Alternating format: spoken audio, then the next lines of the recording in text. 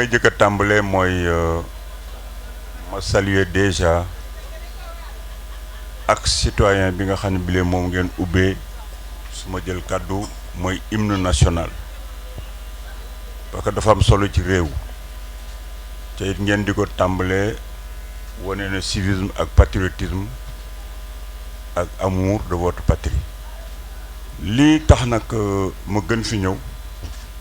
mooy ñu bari wax nañ ko ñun dañuy jàppale président de la République son excellence monsieur Macky Sall umpulewul kenn ci àddina ni bu ñu neexoon tey ñu samp suñu ndënd am nañ coefficient bi xam nañu réew mi yàgg nañ ci gouvernement def nañ 38 ans ou bien 40 ans secteur privé am nañ tissu de relations internationales mais bu fekkee ne dañu nekkoon ak nit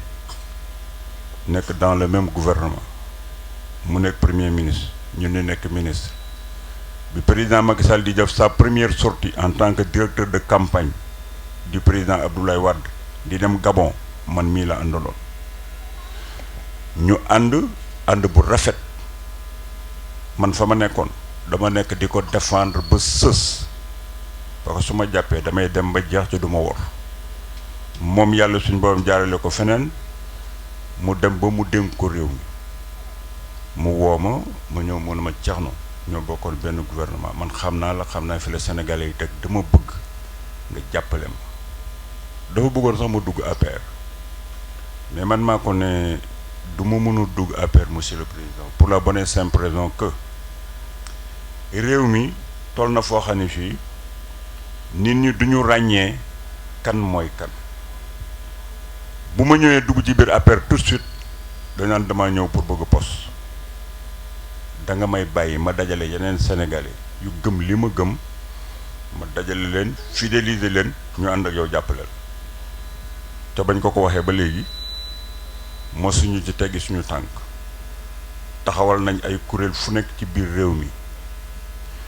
ba suñu meeting yi doon def yëmbal yéen doon ngeen di teg seen bët ñoom benn force politique boo xam ne dafa am ambition pour dem ci élection législative yi mais ànd bu nekk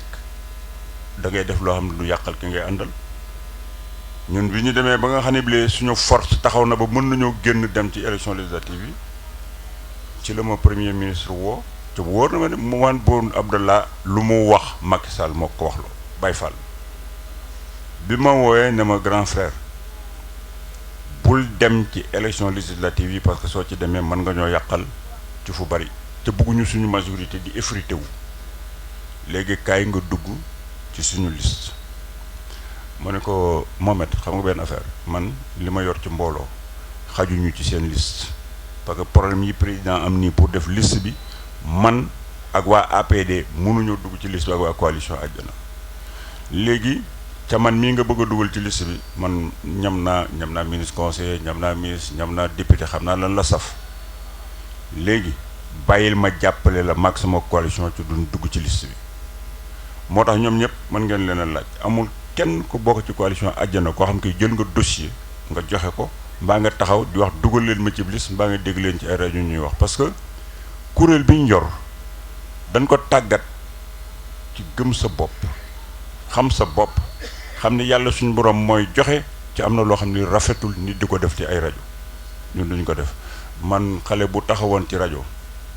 di yuuxu di wax président Macky Sall joxuma lii ak muy en tout cas man Thierno Lo rusloo nga ma ñooñu nag ndokk nag bi ko nit ñi xamee ci ñun xale yi xam ko jigéen ñi xam ko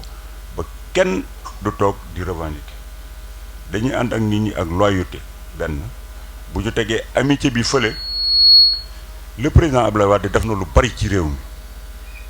mais président Macky Sall li mu def ñun ñu doon liggéey ak Abdoulaye Wade suñu waxee suñu aqulay taala xam na ne def la loo xam ne lii kenn mënu ko nattable secteur yépp le bougeloo kooku je pense que nit da ngay wax ak sa aqulay taala président régime bu amul xoolal ay défaut lu baax ak lu bon amul fenn régime boo gis am na lu baax am na lu bon mais société bu ñuy def bilan danaan passif ne négatif léegi da ngay xool li bon ak li baax lan moo gën lan moo ëpp man je trouve man en tout cas Thierno Lo ak ñi ma ànd que président Macky Sall li mu def ci lu baax moo gën li mu def ci lu bon ca it ma gisaat beneen affaire gisuma kenn ci ñuy xëccoog moom réew mi te ku ci nekk nag am nga droit teg sa ndënd ne dama bëgg réew mi parce que citoyen bu nekk am nga ci droit man duma ci saaga nit ci loolu duma ci xas nit ci loolu li may def mooy sama ngëm-ngëm moom lay défendre sama bilan ki ma àndal moom lay défendre te déggaguma kenn ku fi wax lu gën li muy def man sama décision gars yi xamal lu tax du neex parce que gars yi boo tasee ñoom décision ñoom di leen saaga da nga leen di yombalal mbir mi bu leen saaga bàyyi leen ñu wax li leen neex bu ñu palee yow waxal Promoville ñi booy di lim yi nga xam ne ay chanson lañ ko def léegi nga lim li président Macky Sall di def ñoom buñ paree nga ni leen waaw baaxul yow looy proposé kenn ci ñoom amu ci lu mu propose kenn parce que Sénégal laa gis réew moo xam ne mii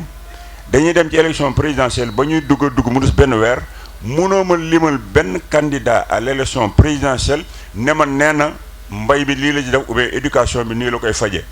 bu ñu waxtaanee rek waxtaanu dëgg parce que politique bi dañ ko war a bàyyi di foye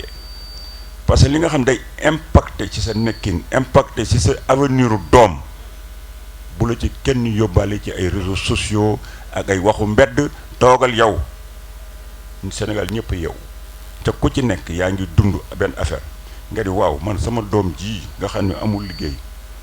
kan laa gis ci candidat yi fi nekk ku ma wax fan la war a jaar pour liggéey boo ko xoolee da ngay ne gisoo dara boo xoolee nag léegi nga xool ne bon président Macky Sall moom lan la def nga ni def na lii def na lii def na lii soo toogee nga ni léegi njàng mi gis nañ am na problème bu mag a mag a mag a mag président Macky Sall mi ngi def ay université di def affaire pour étudiants yi di defar lu nekk mi ngi koy def ñii di wax lan laal déggagun ñu waxagun pour luy faj njàng mi kenn waxagu ci dara mënuñu koo faj aussi nga jël mbay mi doo ci dégg kenn wax lu mel noonu ba pare nga gis un président buy def ay réalisation am na loo xam ne lii kenn wun leen ci di tiital ci débat yi ngeen di am ci biir dëkk bi woy terre bi ma nga nelee mi ngi jar 600 et quelques milliards mënoon nañ cee def hôpital mënoon nañ cee def li mënoon nañ cee def lële xam nga gàtt bët ak gàtt gis-gis mooy bu Maroc heure bii Maroc nga koy dawal benn TGV est-ce que ñun Sénégal dañu war a xaar ba Maroc am TGV Congo am TGV Mali am TGV ñu soog a commencé di wut ay TGV bi ñu commencé di def tunnel yi fii tunnel yi Dakar xam nga waa Dakar dañ doon wax naan soo tët kat yi ma ngi def ay tunnel mais boobu fekk na Mali gii am na tunnel boo demee Côte d'Ivoire tunnel yaa nga nekk foofu Sénégal ñu leen defal tunnel Soumbédioune ñu mel ni ñun yor réew moo xam ne mii ma ngay jóg di développé di dem xam nga tuutal sa bopp mënut a weesu loolu ñun war nañu am tramway am métro am lu nekk loo xam ne li ëllëg mooy jariñ askan wi gis ngeen TER bii ñuy def mais du pour yéen gisa bu ñu demee ba ci kanam ba ci at yii di ñëw nga xam population Dakar bi Diamniadio dafay gën a développé nga xam ne trafic bi day gën a dense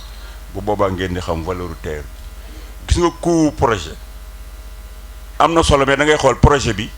ban njariñ la nar a am ci askan wi foofu mooy importance bi mais du lu mu jar la muy jariñ ëllëg moo tax TER bi di am Abdoulaye Wade bi muy wàcce fii avion bi ñëpp la doon yuuxu di wax avion bi tey du mu ngi nii moom lay jël président Macky Sall di yóbbu équipe nationale bi ñëpp di ko jël muy dem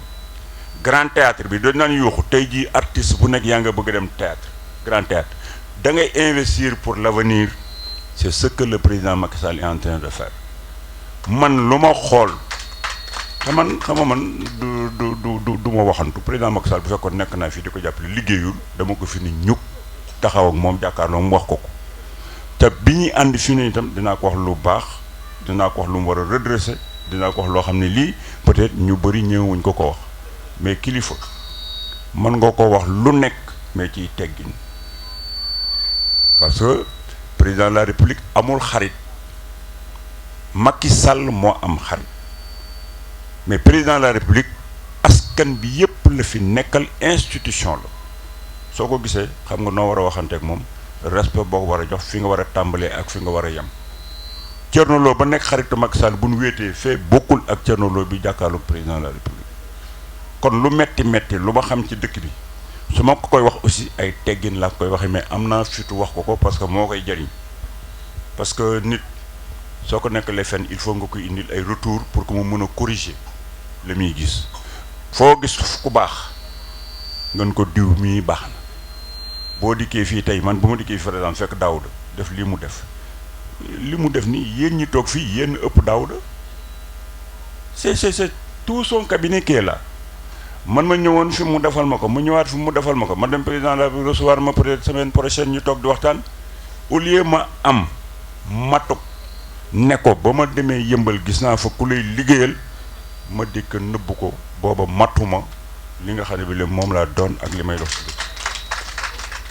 su ma fi ñëwoon bu ma tertuwul woon aussi dinaa fi ñëw gis Ndioba Seck dellu du ma ko tudd moo ne présidence du ma ko fa tudd dama ko naan boo man demoon naa yëmbal def naa fi lii mais du ma ko yàq du ma ko tudd parce que su ñëwul sama yoon nekkul ci moom xawma lu ko indi mais comme tey ñëw na fi vraiment je vous demande su ngeen ko gisee ngeen wax ko ne ko yëg naa bu baax li mu def et c'est pas la première fois et kuy jàppale président de la république nii nga war a def te je te jure lii mu def nii waxtaan naa ci ak président benn jour ma ne ko mais président war nga waxaat ci sa gars yi ñu bari ñu ubbi seen téléphone yi ak it parrainage bii ñu def couteau à double tranchant la parce que da ngay dem jël parrainage yu nit ñi bi nga koy jël da nga ñëw di waxtaan ak ñoom di berde ñoom di leen neexal ñu jox la seen parrainage ñu jox la parrainage yi nga dawal tuuti buñ la wooyee doo leen jël suñ la bëggee seet duñ la seet xam nga lu ñuy def dañuy mer sanctionnel je lui ai dit mun ma tu as raison parce que avoir un parrainage c'est très facile mais il faut gérer les parrains ba ñu dugal seen carte ci urne bi kon yéen ñii ñëpp meilleure campagne électorale bi ngeen di def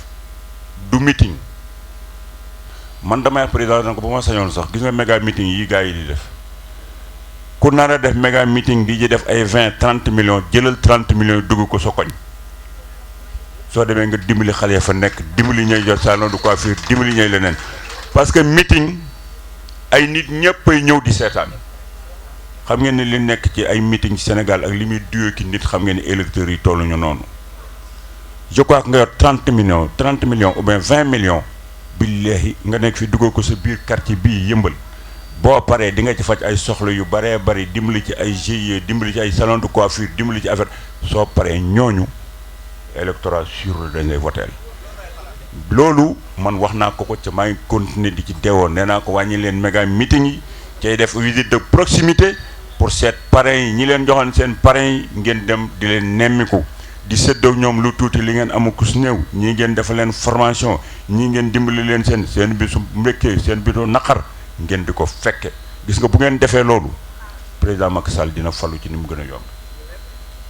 seen leader yi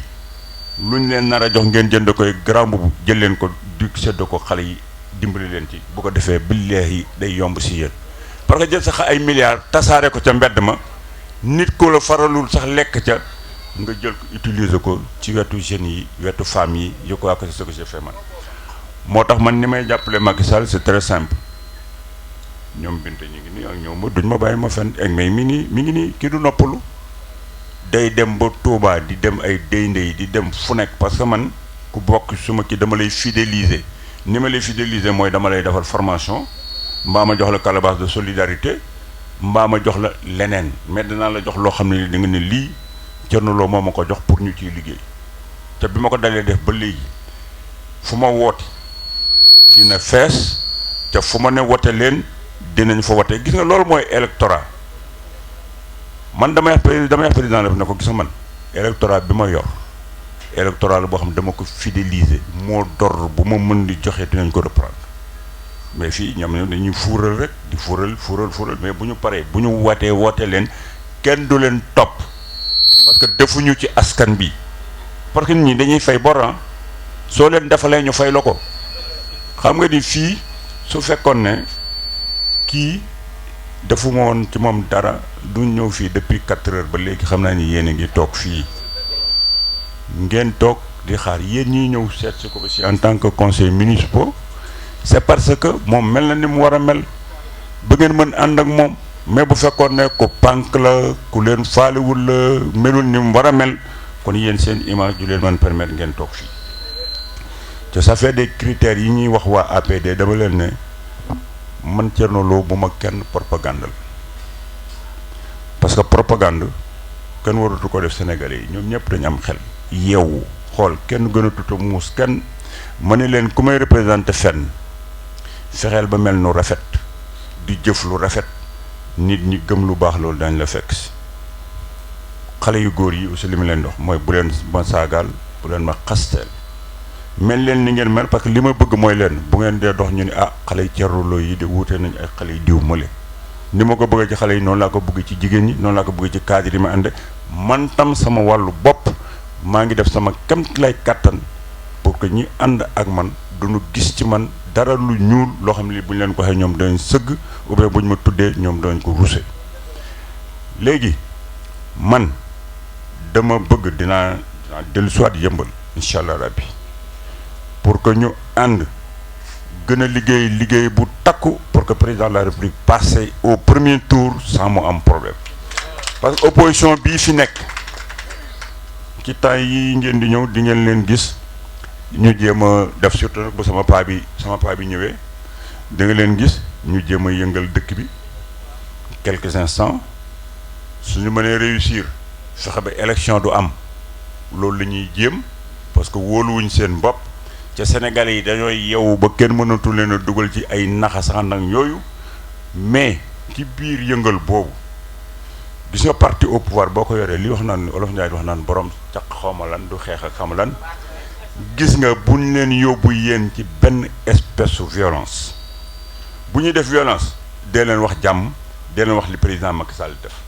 Sénégalais yi yeewu nañ yeewu boo xam ne bii seen bakkan moom kenn mënta toog tax ñu la koy joxeel ngir sa doom du am tey du am ëllëg Sénégalais yi dañ bëgg seen nekkin changé te gis nañ ne président Macky Sall mi ngi liggéey ci ñi fi nekk génne guñ fi dara kon nag continuer leen rek di waxtaan ak ñoom bu leen xeeb kenn ku ngeen di gis muy saaga sax affronter leen kooku mais affronter leen ko ci biir xalaat parce que nit ki buy saaga nga seddal yow di ko waxu dëgg di ko xëcc da ngay dem ba récupérer ko xam nga man am na bon il est vrai que man ñu bëri duñ ma attaqué ci Facebook bi loolu am na Mamour Cissé fekk na ma sama kër ne ma mais Thierno yow santal yàlla yow yaa fi ànd ak Macky Sall ba pare di wax ca gars yi duñ la saaga ci biir Facebook bi man ko si Mamour bu wax loolu am na ci ñu ma ci saaga ay benn mais dañ may saaga ci biir Facebook ma jël leen inbox xam nga ñoom Facebook bi yéen ñu ko xam ku si nekk am na fi ngay waxee ak fi nga am sa espace privé man fa lay dugg su ma fa duggee au lieu ma delloo la saaga bi dama naa wax sëñ bi man de saaga bi ma saaga defe naa ni ñàkk maa xam ak ñu ñàkk waxtaan moo tax nga saaga lii mais saaga moom defe naa ni wax la suñu Sénégal ni mu tëddee jox la droit nag de la bu la neexee nga saaga mais dañuy waxtaan ba waa ji mooy génn foofu dem fa mu posté woon ne ministre Thierno Lo maa ngi présenté ay excuse yow nit ku baax nga ñi ma doon wax nangam dama juumal recruter naa ci ay nit yoo xam dugg nañ sax ci coalition Àjjana mais buñ ma saaga woon ma delloo leen saaga bi waxtaan du am day yàqu te gisa nit dina am na ñoo xam ne dañuy topp ma riirandoo yi rek nga xam dañuy tëb di saaga ñu tëb ñoom itam di saaga nii rek sa saaga bi du dara ci ñoom parce que nit ki nga war a saaga da ngeen a war a séq dara mbaa nga xam ko mais comme ma sa séqal xamoo ko ça veut dire que am na benn fléau de personnes yu nekk fii yoo xam ne dañ leen defar rek ñuy ay groupe et puis sax ñooñu def leen ci attention ay quelques groupes de personnes loo xam ni dañoo am seen ay pseudo yu bari boo tuddee tey Georges nga def fi Patrick def fi Elisabeth saaga yooyu nga gis yëpp benn nit bi moo ko saaga dañuy emporter nag yenn nit ñi ñu dugg ci mbiri saaga yi mais yow boo yoree bilan bul accepter ay saaga xam nga kemul programme boo toogee moom ci plateau de télévision ngeen ne tëb mun la waaw dëkk bi dafa makki voilà ngeen jël seen frères yi dugal ci biir ngeen def léegi gis nga ko toppee ci loolu débat ba yàqu na moo fay nekk à l'aise fexeel ba xëcc ko indi ko yow ci li lay intéressé parce que journaliste bu lay poser question day poser question mais yow lay indi débat yow lay neex yaa koy wax mais day nekk fii di wax saaga këram nga xëcc ko ne ko hé ñun de TER bii ñu fi indi nangam daal koy commencé dugal ci sa débat programmatique par force journaliste bi dana mujj obligé ko woo ko ci loolu ca moom dana la fekk ci loolu parce que mënut a ko nit di saaga ba émission bi di jeex. Donc il faut savoir communiquer avec les gens su fekkee da nga nekk parti au pouvoir ku pànk wan ko ak dal ak tey ak wax parce que askan wi moo la intéressé du moom mi toog ñi lay seetaan ñooñu ngay war a waxanteel te da ngeen a am bilan. Man testé naa benn affaire ñu jeunes yaa ngi nii ñun dañu toog ñu ni àjjana sur le terrain gars yi dañoo defe ni fi ne ni Macky Sall lii gars yi di wax ci réseau yi ak di saaga dañ defe ni Sénégal yi non mais man dama jël booy yi mën leen booy kaay leen ñu ñëw ma leen dugg leen ci biir marché yi dama doon testé mais biñ duggee ci marché bi nit ñi dañ doon déglu ñuy wax ak ñoom da ngay gis koo xam ne day ñëw mu contre ñu expliquer gars yi expliquer ba mu mujj ne moom comprendre woon dafa jëm te amul kenn ku leen fa yuuxu ou bien ku leen fa saaga bërki démb xale yi Daaru Musi ñu ngi ko def daral ba leen ñoom dem dugg ci biir marché yi ñoom binte yi ñu ngi koy def ñoom su fi ñaxasoo ñu ngi koy def nun on a dit àjjana sur le terrain c'est que dañuy dugg ci biir marché yi ak ci grand place yi di affronter nit ñi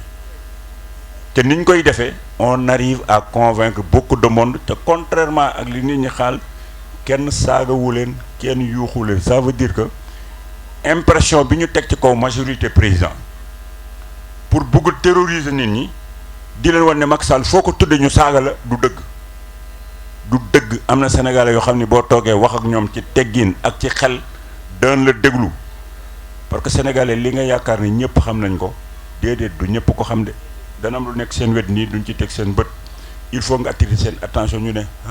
loolu de gisuma ko woon xamewuma ko woon noonu le Sénégalais il est comme ça donc accepter de prendre le bilan de le partager et mettre l'accent sur ay visites de proximité yi proximité ñi gis nañ ñuy gën a dangereux ci électorat mooy ñi toog seen kër gis ñooñu ñooy toog di xool ñoom seen nekkin di def seen bilan jël seen carte bi ne diw mi la ko ba ñi topp ci mbedd yi daw affaire ñooñu folklore moo leen intéressé duñu déglu programme te ñu ci bari sax yor ñu ay carte d'électeur ñu yor seen carte ñu ngi seen biir kër ñooy génn ñooy dem wote ji kon billaahi li ma leen di wax ni